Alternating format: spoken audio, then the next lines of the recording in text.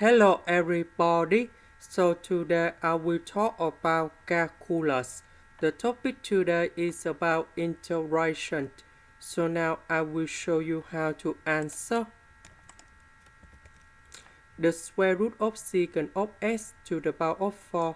We will have about secant of x squared. Next, we need to use about integration by substitution. So I will put about u equal to tan x.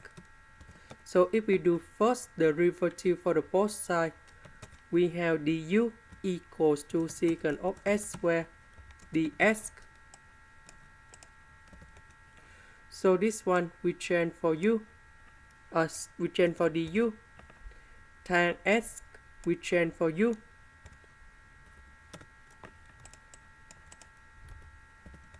The square root of u, that's about u to the power of 1 over 2.